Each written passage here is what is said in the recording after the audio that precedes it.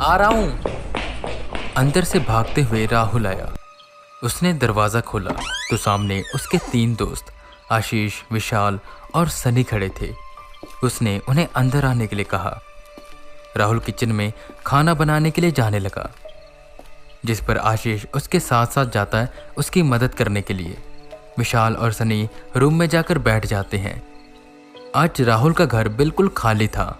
उसके mummy papa उसके छोटे भाई राज को लेकर दिल्ली गए हुए थे और वो अगले दिन आने वाले थे, तो पूरी रात के लिए राहुल का घर बिल्कुल खाली था। तो उसने सोचा कि अपने दोस्तों को बुलाते हैं और नाइट आउट करते हैं। राहुल का घर ज़्यादा बड़ा नहीं था, बस एक बड़ा सा रूम था, छोटा सा हॉल और उसके साथ किचन, स्टेयर्स के नीचे ही बाथरूम था, बस।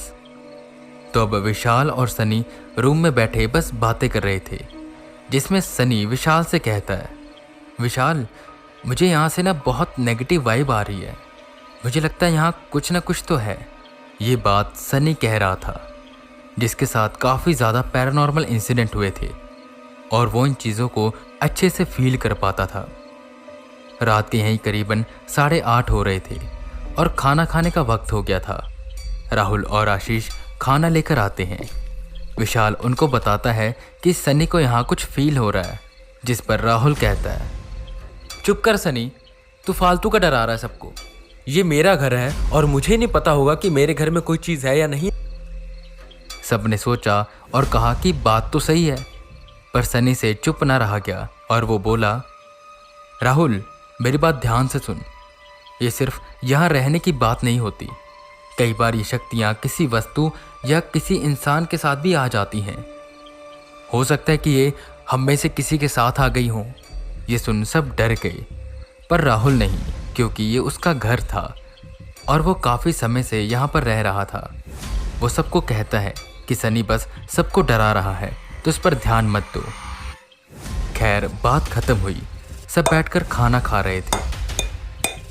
वो कमरा बिल्कुल सीढ़ियों के सामने था, मतलब उस कमरे से सीढ़ियाँ बिल्कुल साफ साफ दिखाई देती थी। तो राहुल और आशीष का मुंह सीढ़ियों की तरफ था, विशाल और सनी का मुंह दूसरी तरफ। तो यूं ही खाते खाते आशीष ने कुछ सीढ़ियों के पास देखा और वो चिल्लाते हुए बोला, भाई मुझे नहीं रहना यहाँ पर, मैं जा रहा हूँ। आशीष क्या हुआ तुझे? राहुल ने पूछा। तो वो सीढ़ियों की ओर इशारा करते हुए बोला, मैंने उन सीढ़ियों के पास एक औरत को बैठे हुए देखा, मुझे नहीं रुकना यहाँ, मैं बस जा रहा हूँ, मुझे छोड़ आओ तुम घर। सनी भी पलटा और उसे कुछ फील हुआ, पर वहाँ अब कुछ दिखाई नहीं दे रहा था। राहुल ने कहा, क्या आशीष अब तू भी सनी के साथ मिल गया? आशीष ने खुद की सफाई नहीं दी और वो सब खाना खाने लगे। खाना खाने के बाद वो सोने की तैयारी करने लगे, पर सनी को अब ये चीज़ें बहुत ज़्यादा फील हो रही थी। वो नेगेटिविटी, वो पावर बहुत ही ज़्यादा स्ट्रॉन्ग थी और इस कदर स्ट्रॉन्ग थी कि उनके साथ कुछ भी हो सकता था।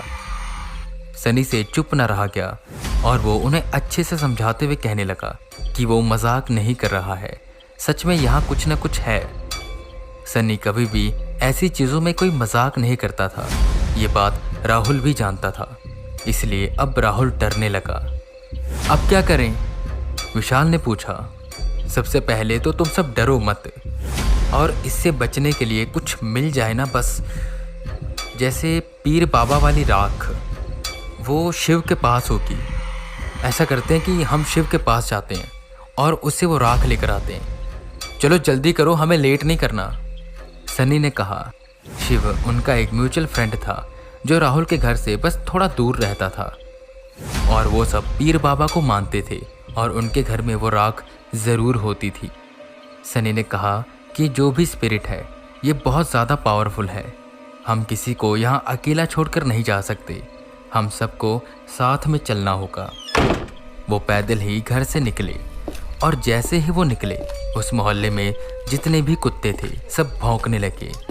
वो जिस गली से गुजरते वहाँ के कुत्ते भौंकते। शिव के घर तक जाने के 2 रास्ते थे, उनमें से एक शॉर्टकट था और वो सब उस शॉर्टकट से जा रहे थे।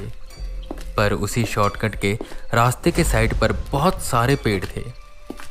सनी ने अपने फोन में हनुमान चालीसा लगाई हुई थी और वो आगे बढ़ते जा रहे थे कि तभी आशीष जोर से चिल्लाया, मेरी बात ध्यान से सुनो, कोई भी आसपास नहीं दिखेगा, सीधा देखते रहो और चलते रहो। सब हैरान हुए। सनी ने भी कुछ देखा और कहा, जैसा राहुल कह रहा है वैसे ही हम करेंगे। कोई भी आसपास नहीं देखेगा, बस सामने देखेगा और सीधा ही चलेगा। और अपने कदम तेज रखो, पर याद रखना कोई भागेगा नहीं। राहुल और विशाल काफी डर गए थे। उन्हें तो पता भी नहीं था कि इन दोनों ने क्या देखा, और वो देखना भी नहीं चाहते थे। थोड़ी दूर जाने के बाद वो सब एक मैदान के पास रुके और तब राहुल ने बताया कि उसने रास्ते में एक औरत को पेड़ पर उल्टा लटका हुआ देखा, जो कि बस हमारी तरफ देख रही थी। और सेम यही बात सनी ने भी बताई। इस वक्त तक उनका डर से बुरा हाल हो चुका था। वो जिस मैदान में खड़े थे वहाँ जितने भी गायें थी, सांड थे, सब उठकर यहाँ वहाँ भागने लगे। शायद ये सब सिग्नल था कि जो भी उनके पीछे है वो कोई शक्तिशाली चीज़ है जिससे हर कोई डर रहा है। वो सब शिव के घर पहुँचे। मेन सड़क से शिव के घर के बीच में एक कच्चा रास्ता था जो कि बस 4-5 कदमों का था। विशाल, राहुल और आशीष मेन रोड पर खड़े थे। वहीं सनी शिव से राख ले रहा था। विशाल तभी सनी के पास गया और उसके पीछे खड़ा हो गया। कुछ वक्त बाद विशाल को ऐसा महसूस हुआ कि उसके ठीक पीछे कोई खड़ा है। विशाल को लगा ये शायद राहुल या आशीष होगा। वो एकदम से पलटा तो उसके ठीक पीछे कोई परछाई खड़ी थी, जो कि विशाल के पलटते ही बिल्कुल गायब हो गई। और विशाल ने उस परछाई को गायब होते हुए अपनी आंखों से देखा। ये बात उसने सनी को और उन दोनों को भी बताई, जिससे वो सब और ज़्यादा डर गए। पर अब उनके पास पीर बाबा की राख आ चुकी थी। अब उन्हें राहुल के घर वापस जाना था, पर वो अब उस शॉर्टकट से जा नहीं सकते थे। उन्होंने लंबा रास्ता चुना और उसी रास्ते के बीच में विशाल का घर आता था। विशाल के घर के उस गली में एक कुत्ता था, ब्लैकी, जो कि बहुत ज़्यादा स्ट्रॉन्ग था और वो सब पर भौंकता था। पर जैसे ही वो चारों उस गली में आए, ब्लैकी उन सबको देखकर चुपचाप कार के पीछे छुप गया और बस उन्हें एकटक देखता रहा। वो किसी चीज़ से डर रहा था, पर किस चीज़ से ये किसी को नहीं पता था। तभी विशाल ने एक बात कही, तुम लोग मेरी बात सुनो। ऐसा करते हैं कि हम राहुल के घर जाते नहीं हैं, सब मेरे घर चलो। जिस पर आशीष कहता है, तेरे घर क्यों, सब मेरे घर चलते हैं। सनी ने उन्हें डांटते हुए कहा, तुम दोनों चुप करो। तुम्हें इतना नहीं पता कि रात के समय ऐसी बातें नहीं करी जाती कि मेरे घर चलो, मेरे साथ चलो। तुम्हें कितनी बार समझाया मैंने, अब बिल्कुल चुपचाप चलते रहो। विशाल और आशीष बिल्कुल चुप हो गए। वो सब राहुल के घर पहुंचे और घर पहुंचते ही जल्दी से उन्होंने दरवाज़ा बंद किया। 10:30 हो चुके थे। बिना देरी किए सनी ने कहा, जिस किसी को भी वॉशरूम जाना है अभी चले जाओ, इसके बाद मैं जाने नहीं दूंगा। वॉशरूम स्टेयर्स के नीचे था, तो वहाँ जाने की किसी की हिम्मत नहीं हुई। वो सब रूम में चले गए, जहाँ सनी ने उस राख को मग में डाला, उसमें पानी भरा और उसके छींटे उसने पहले हॉल में मारे। फिर दरवाजे पर उसने बस हॉल में उस पानी से एक लाइन से खींच दी, ताकि वो जो भी है वो उनके पास ना आ सके। फिर सनी रूम में आया, जहाँ राहुल, विशाल और आशीष डरे हुए बैठे थे। रूम में आकर सनी ने पूरे रूम के कोनों में पानी गिराया और उस मग को दरवाजे के पास रख दिया और कहा कि दरवाज़ा बंद नहीं होगा। जिस पर सब डर गए, क्योंकि रूम से स्टेयर्स बिल्कुल साफ साफ दिखाई देती थी और अगर वहाँ कोई भी हलचल होगी तो वो चारों उसे देख पाएंगे। पर सनी कहता है कि वहाँ अगर कोई भी हलचल होती है तो उसे देखना है, तभी वो सुरक्षित रह पाएंगे। उसने ठीक दरवाजे के सामने 2 मंजियाँ बिछाई, एक पर सनी और विशाल और दूसरे पर आशीष और राहुल लेट गए। तभी आशीष ने टीवी पर रखी एक स्टैचू को देखा, जो कि काफ़ी अजीब सी थी। उसने उसे उठाया और देखने लगा। वो एक लाफिंग बुद्धा की स्टैचू थी, पर बिल्कुल ट्रांसपेरेंट। और उसमें बुद्धा का मुंह वाइड ओपन था। वो काफ़ी क्रीपी लग रही थी। वो लाफिंग बुद्धा जैसी स्टैचू बिल्कुल भी नहीं लग रही थी।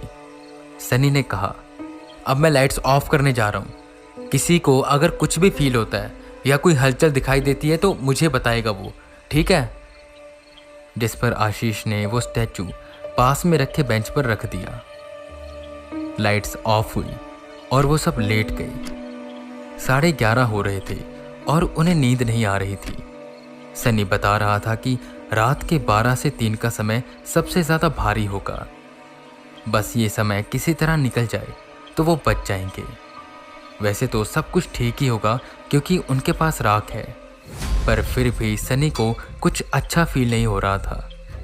उस कमरे के ठीक साथ में एक बड़ी सी खिड़की थी जिस पर जाली लगी हुई थी और वो हमेशा खुली रहती थी।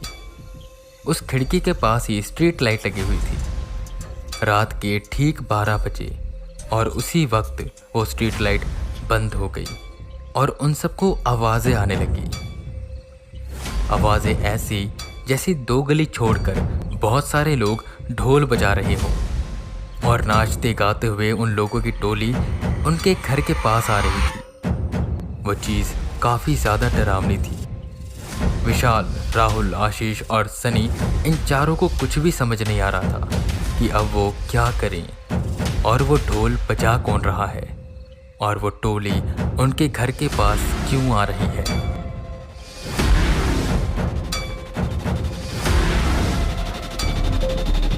ये आवाज़ें उनके करीब आती जा रही थी और सबसे ज़्यादा डर राहुल को लग रहा था क्योंकि इससे पहले ऐसा कुछ भी उसके साथ नहीं हुआ था और इतनी रात को ये कौन हो सकता था। आवाज़ें उनके करीब आती जा रही थी। तुम सब डरो मत, हमारे पास राख है और अगर फिर भी कुछ हुआ तो मुझे कुछ मंत्र याद है जिससे हम बच सकते हैं, सनी ने कहा। वो आवाज़ें अब उनके घर के बिल्कुल पास आ गई थी और वो सब इसे साफ साफ सुन पा रहे थे कि तभी वो आवाज़ घूमी और उल्टी दिशा की ओर जाने लगी। सब ने राहत की सांस ली। उस आवाज़ के कुछ दूर जाते ही स्ट्रीट लाइट फिर से जल पड़ी, पर ये सब यही नहीं रुका। पहले ये आवाज़ उनके लेफ्ट साइड से आ रही थी और अब ये आवाज़ उनके राइट साइड से आने लगी। जैसे वो जो भी थे अब दूसरी दिशा से उनके घर के पास आना चाहते थे। स्ट्रीट लाइट फिर से बंद हुई और वो आवाज़ें उनके करीब आने लगी, पर फिर से घर के थोड़े करीब आकर वो आवाज़ें वापस मुड़ गई और किसी और दिशा में जाने लगी। शायद ये जो भी है यहाँ आ नहीं पा रही और अलग अलग डायरेक्शन से इस घर में आने की कोशिश कर रही है, आशीष ने कहा। हाँ आशीष, ऐसा ही है, पर ये जो भी है बहुत ही ज़्यादा स्ट्रॉन्ग है, सनी ने कहा। कुछ देर बाद सनी बैठ गया और स्टेयर्स की ओर देखने लगा। मेरी बात सुनो, कोई भी स्टेयर्स के पास नहीं दिखेगा और अगर गलती से तुम्हारी नज़र पड़ जाए तो तुम्हें डरना नहीं है। ये सुन आशीष उत्सुक हुआ और उसने देख लिया और जो उसने देखा उससे उसका शरीर कांपने लगा। सीढ़ियों के पास बिल्कुल वॉशरूम के दरवाजे के सामने एक औरत खड़ी थी जिसके लंबे लंबे बाल थे और उसने सफ़ेद रंग का गाउन पहन रखा था। जब मैंने मना किया तो तूने देखा क्यों? और अब देख लिया तो डर मत और बस उसे देखता जा। उसने तो वो राख वाली लकीर पार कर दी। और इतना सुनते ही वो सब चौकन्ना हो गए और डर से उनका बुरा हाल हो गया। विशाल, राहुल, संभल कर, वो आ रही है और प्लीज़ सब लोग डरो मत, डरो मत, वो हमारे पास आ रही है। सनी भी अब तक डर चुका था क्योंकि राख उसे रोक नहीं पा रही थी। अब हम नहीं बच सकते। वो स्पिरिट जो भी थी इतनी ज़्यादा शक्तिशाली थी कि वो राख भी उसके सामने कुछ नहीं थी। हिम्मत मत हारो, बस हनुमान जी का नाम लो, उनसे प्रार्थना करो, वही हमें बचा सकते हैं। और इसी के साथ वो ढोल की आवाज़ें फिर से तेज़ हुईं और उनके करीब आने लगी। इस बार वो कदम तेज थे। सब प्रार्थना करने लगे। वो औरत एकदम से रुकी और पीछे की ओर जाने लगी। वो स्टेयर्स पर जाकर बैठ गई। वो ढोल की आवाज़ें भी नज़दीक आकर वापस मुड़ गई। हाश, बच गए, विशाल ने कहा, जिस पर सनी बोला, अभी पूरी तरह से बचे नहीं हैं, ये तो बस कुछ देर के लिए वो ताकतें रुकी हैं। जैसे जैसे वक्त बीतता जाएगा ये ताकतें और ज़्यादा ताकतवर होती जाएंगी। डर अभी भी गया नहीं था, खतरा उन सबको अभी भी बराबर ही था, और अब उस खतरे को बढ़ाने के लिए कोई और चीज़ आ रही थी, जिसका सिग्नल दिया स्ट्रीट लाइट ने। वो तेजी से फ्लिकर होने लगी। तुम सबको एक बात बताऊं, डरना मत, कुछ आने वाला है। जो मुझे अभी फील हो रहा है ना, मेरे शरीर के सारे रोंगटे खड़े हो रहे हैं, और ये जो भी है वो बहुत ज़्यादा ताकतवर है, और मुझे तो डर लग रहा है कि कहीं ये वो ना हो, और अगर ये वो हुई तो आज हम नहीं बच पाएंगे। मुझे तो खुद ही इतना डर लग रहा है, और तुम्हें सच कहूँ तो ये वही है। इसे ध्यान से सुनो और जैसा कहूँ वैसा करना। अपनी आंखें बंद कर लो, चादर के अंदर हो जाओ और बस भगवान से प्रार्थना करो कि हम बच जाएं। सनी ने डरते हुए कहा, और इतना डरा हुआ सनी को उन तीनों ने पहली बार देखा था। सनी, वही मतलब? विशाल ने पूछा। मैं उसका नाम नहीं ले सकता, और मैं क्या, कोई भी उसका नाम नहीं ले सकता।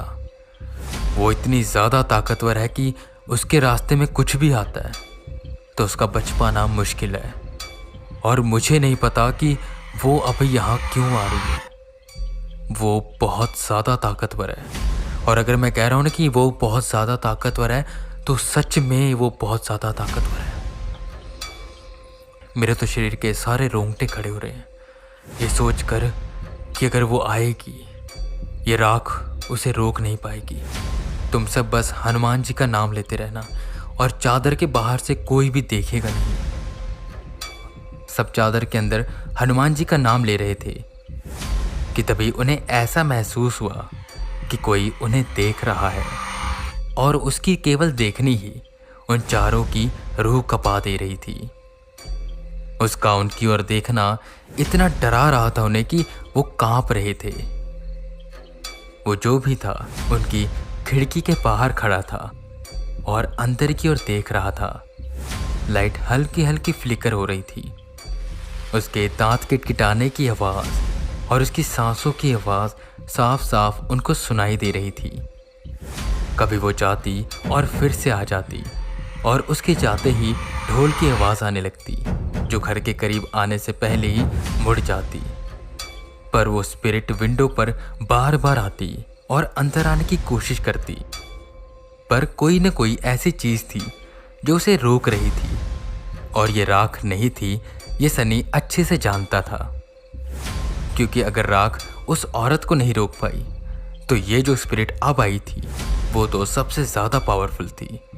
और वो राख क्या, राख के ऊपर भी कोई चीज़ होती तो उसे भी तोड़कर अंदर आ जाती। ऐसी कोई ना कोई चीज़ ज़रूर थी जो उन सबको रोक रही थी। वक्त बीतता गया और वो जो भी स्पिरिट थी वो चली गई। स्ट्रीट लाइट बिल्कुल नॉर्मल हो गई। सबने भगवान का शुक्रिया अदा किया और 3 बज गई। अब तो हम सेफ है ना? राहुल ने पूछा। अभी ब्रह्म मुहूर्त शुरू नहीं हुआ, जैसे ही 4 बजेंगे हम सब हनुमान चालीसा लगाएंगे। वक्त बीता, 4 बज गए। अब ढोल की आवाज़ आनी बंद हो गई। सब कुछ नॉर्मल लगने लगा। फिर सनी उठा और उसने ब्लूटूथ स्पीकर पर हनुमान चालीसा लगाई और सब मिलकर हनुमान चालीसा का पाठ करने लगे। कुछ देर बाद विशाल ने एक चीज़ नोटिस करी। जो बेंच पर लाफिंग बुद्धा की मूर्ति पड़ी थी, जो बिल्कुल ट्रांसपेरेंट थी, वो अब धीरे धीरे अपना कलर चेंज कर रही थी। वो रेड हो रही थी। विशाल ने यह बात उन तीनों को बताई, जिस पर सनी ने उस मूर्ति को उठाया और पूछा, ये यहाँ किसने रखी है? आशीष ने बताया कि उसने ये मूर्ति टीवी के ऊपर देखी थी और उसने उसे उठाकर बेंच पर रख दिया। सनी ने राहुल से पूछा कि मूर्ति कहाँ से आई। तभी राहुल को याद आया और वो बोला, ये मूर्ति मैंने कल ही देखी थी। ये पापा को रास्ते में पड़ी हुई मिली थी और वो उसे उठाकर ले आए थे। विशाल, सनी, आशीष उस पर चिल्लाने लगे। वो उठाकर ले आए और तूने रख दी। तेरा दिमाग तो ठीक है ना? तुझे पता है इस मूर्ति की वजह से क्या क्या हुआ? और मुझे तो लगता है कि इन सब की जड़ यही मूर्ति है। वो तो शुक्र है सनी हमारे साथ था कि हमें कुछ हुआ नहीं। सनी ने वो मूर्ति टीवी पर रखी और हनुमान चालीसा का पाठ तेज किया गया। वो मूर्ति उन सब के सामने अपना कलर चेंज कर रही थी। धीरे धीरे कर वो पूरी रेड हुई, फिर रेड से ब्लैक, और ऐसा लग रहा था कि जैसे वो अपने एक्सप्रेशन भी चेंज कर रही है। और उसी के साथ साथ एक हल्की सी चीख की आवाज़ सुनाई देती, जैसे वो मूर्ति कह रही है कि रुक जाओ। 5 बजे तक लगातार हनुमान चालीसा पढ़ी गई और वो मूर्ति का रंग पूरा काला हो गया। और जैसे ही वो काला हुआ, उन सब ने एक चीज़ देखी कि इस रूम के गेट के ऊपर हनुमान जी की एक स्टैचू लटक रही है, जिसमें वो संजीवनी बूटी लेकर जा रहे हैं। ये वो जब से आए थे तब से उन्होंने देखा तक नहीं था, और ना ही राहुल को याद था कि ये मूर्ति यहाँ पर टांगी गई है। ऐसा लग रहा था जैसे कि रातों रात ये अपने आप ही यहाँ आ गई। पिछली रात से उनके साथ जो भी हो रहा था वो सब अविश्वसनीय था। खैर वो उठे, उन्होंने घर का पूरा चक्कर काटा, स्टेयर से ऊपर गए, घर की छत पर आसपास देखा, गलियों में घूमे, और अब सनी को कोई भी नेगेटिविटी महसूस नहीं हो रही थी। अब उन्होंने डिसाइड किया कि वो थोड़ी देर सोएंगे और फिर अपने अपने घर चले जाएंगे। विशाल गेट के बिल्कुल सामने लेटा हुआ था और उसका सर भारी हो रहा था। उसे बार बार ऐसा लग रहा था कि सीढ़ियों से उतरकर उसके पास कोई आ रहा है, पर जैसे ही वो अंदर आने की कोशिश करता है वो वापस चला जाता है। उसे ये सपना बिल्कुल असली लग रहा था। बार बार वो चीज़ उसके पास आती और वापस चली जाती। विशाल एक झटके से उठा। सब आराम से सो रहे थे और उसे अब उस घर में डर लग रहा था। उसने सबको जगाया और कहा, मैं अपने घर जा रहा हूँ। वो घर से बाहर निकला और थोड़ी दूर पहुँचने के बाद उसे एक आवाज़ आई, विशाल, विशाल। आवाज़ आशीष की लग रही थी, जो कि उसके पीछे से आ रही थी। जब वो घर से निकला था तब आशीष गहरी नींद में था, तो वो कैसे अब आ गया? विशाल ये सोच ही रहा था और उसके मन में एक उलझन भी थी कि वो मुड़कर देखे या ना देखे। उसने फैसला किया कि वो नहीं देखेगा और वो सीधा अपने घर की ओर जाने लगा। घर पहुंचने पर उसने आशीष को कॉल किया, जिसने आधी नींद में फ़ोन उठाया। विशाल ने पूछा, क्या मेरे जाने के बाद तू मुझे बुलाने आया था? जिस पर आशीष ने जो कहा उससे विशाल बेहद डर गया। उसने कहा कि जब से वो गया है तब से उनमें से कोई उठा तक नहीं। तो वो कौन था जिसने विशाल को पीछे से आवाज़ लगाई थी? और तब क्या होता अगर विशाल मुड़कर देख लेता? खैर वो अपने घर में आया।